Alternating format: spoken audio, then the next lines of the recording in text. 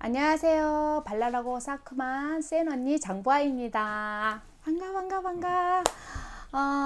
저에 대해서 뭐 이렇게 저 오늘 처음으로 유튜브 방송 시작했는데요. 혹시 저한테 물어보고 싶은 거 있으시면 피디님 부탁드릴게요. 네, 선생님 오늘 네. 제가 네. 처음 이렇게 뵙게 됐는데 네. 그런 의미에서 제가 첫 질문을 좀 드려보겠습니다. 네. 아무래도 이게 제가 많이 하는 질문이긴 한데 네. 선생님이 무속인이 되시게 된 계기가 좀 궁금하거든요. 무속인 되기,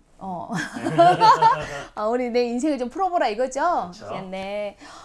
저는 솔직히 말해서 평범한 주부였어요. 뭐 조그만하게 뭐 레스토랑을 경험도 하고 장사를 하면서 아이들 키우는 그런 평범한 주부였는데 어느 날 제 인천에 사는 동생이 있는데 동생이 전화가 왔어요. 뭐 언니 내가 요즘 꿈자리가 사나운데 어디 가서 뭘 볼까 하고 이렇게 물어보는 거예요. 근데 저는 솔직히 뭐 무속인 집이나 뭐 사주를 보는 집을 가본 적이 없습니다. 왜냐면 저희 어머니께서 1년에 한 번씩 이모님이랑 같이 그 점을 보러 가신가 봐요. 그런데 못 오게 하면서 제가 뭐 근데 빠질감이 그랬는데 가서 항상 보시면 나쁜 점이 있으면 올해 뭘 조심해라 하더라 이렇게 말씀하시니까 가본 적이 없죠. 그리고 뭐 그런 거 생소했고 그래서 동생하고 또 호기심도 생겨서 동생이 내로라 해가지고 나를 잡아서 어떤 유명한 무속인 집이 있다고 해서 거기를 갔는데 하필이면 또 제 동네에 사는 거예요. 제 사는 동네가 너무 가까운 거예요. 그래서 거기를 갔습니다. 갔는데 한참 시사주를 이제 넣어가지고 막 보고 있었는데 그분이 그러시는 거예요. 갑자기 저한테 내가 너네 가게 앞에 귀신이 있다. 에? 이게 귀신이 있대요.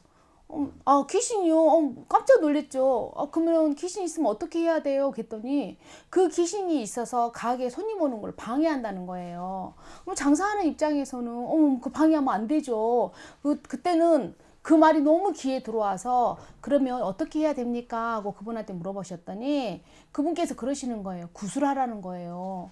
굿이 뭔지는 몰라요. 근데 구슬하면 그 귀신을 쫓을 수 있어요. 솔직히 이렇게 했더니 근데요. 그러면 장사도 잘 된대요. 그래서 그냥 나를 잡았습니다. 왜? 안 하면 안 될 것 같더라고요. 그리고 이제 막 가족들이 알면 반대할 것 같아서 엄마나 뭐 남편한테는 말 안 하고 동생하고 둘이 가서 구슬했습니다.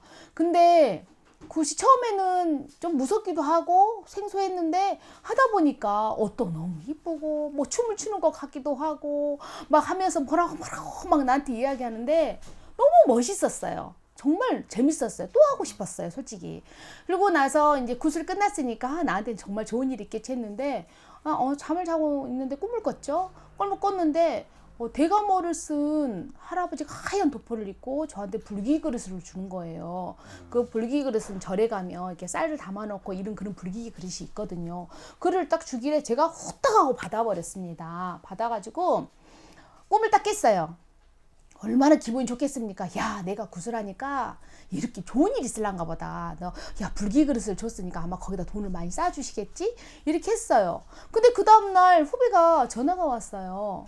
한참 통화를 하다 보니까 내 팔이 막 끊어지게 아픈 거 막 떨어져 나갈 것 같아서 이게 나도 모르게 나온 말이죠. 야, 나 더 이상 통화를 못 할 것 같아. 왜? 그때 내 팔이 너무 아파서 더 이상 통화를 하면 미칠 것 같다 했더니 언니 내가 팔이 부러져 갖고 기부스를 했거든.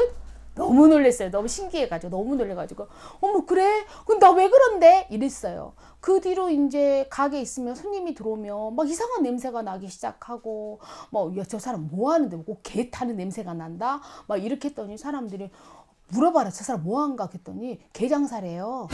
이렇게 막 이야기가 나오니까 나도 정말 신기했어요. 너무 신기했고 또 그날 저녁에 정말 많은 일이 일어났던 것 같아. 그 하루 사이에. 내가 저녁에 마감하려고 딱 봤는데 어머 귀신을 본 거예요. 귀신을 봤는데 남자 귀신이에요.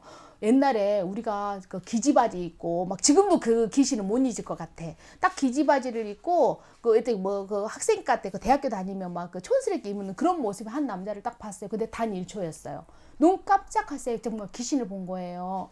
마감을 하면서 이렇게 있었죠, 제가. 그리고는 무서웠지만, 내가 이겨내야지. 이러면서, 가면서 아는 체를 안 했습니다. 그리고는 마감을 하고 집을 갔는데, 이상하게 저녁에 이게 영업이 끝나고 제가 한 11시나 12시에 마감을 하거든요.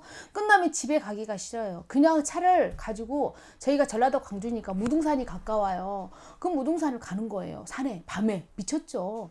미친년이 따로 없었습니다. 아싸리 가고 또 지리산도 가고 싶어요. 어느 날은 또.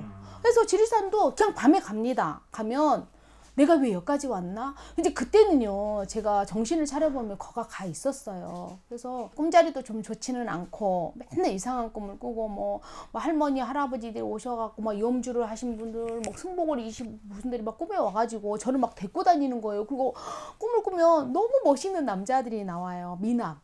정말 아이돌 뺨치는 너무 미남들이 나오는데 나 황홀했어요. 정말 그런 사람들이 나를 꿈에서 막 대여섯 명 남자들이 막 나를 호의를 하는 거죠. 보디가드처럼. 근데 꿈을 꾸면 내가 이게 앞으로 엄청 좋은 일이 있을란가 보다. 그리고 나서 뭐 막 번개가 치는 꿈을 또 많이 꿨어요. 번개가 치는데 뭐 근데 또 참고로 제 레스토랑이 그 인테리어가 뭐냐면 신의 세계 이름이 뭐냐면 뭐 제우스 신들 막 이런 걸로 하필 또 인테리어가 돼 있었어요. 그러다 보니까 내가 벼락을 맞아서 저 신들이 있다 보니까 내가 이렇구나 이렇게 생각을 했죠. 그러고 나서 이제 도저히 안 되겠길래 제가 선생님을 찾아갔습니다. 선생님, 제가 이런 증상이 있는데 어떻게 했으면 좋겠어요? 그랬더니 그분께서 하시는 말씀이요.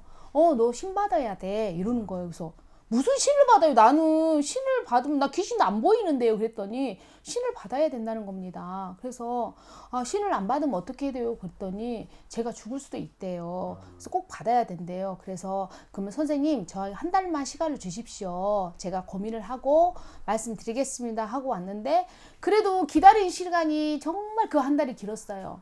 왜 기다리면 힘드냐면 자꾸 굿하는 게 뭐예요? 굿하는 모습, 그 춤을 추는 모습, 그리고 막 미치도록 그 선생님이 좋았어요. 그 여자 선생님이셨거든요. 근데 뭐 서울에서 유명하신 분이라 해가지고 오신 분인데 그 선생님이 너무 멋있게 보이는 거예요. 그분하고 막 이야기하고 싶고 그분이 보고 싶고 그래서 저녁에도 막 꿈을 꿨다고 거짓말해서 전화도 하고 그랬어요. 제가 진짜 그래가지고 이제 마지막으로 안 되겠다 싶어서 결정을 해야 될 것 같더라고요. 그래서 다시 한번 그 선생님 찾아가서 선생님 진짜 제가 신을 받아야 합니까? 라고 이야기했더니 저는 꼭 받아야 된대요.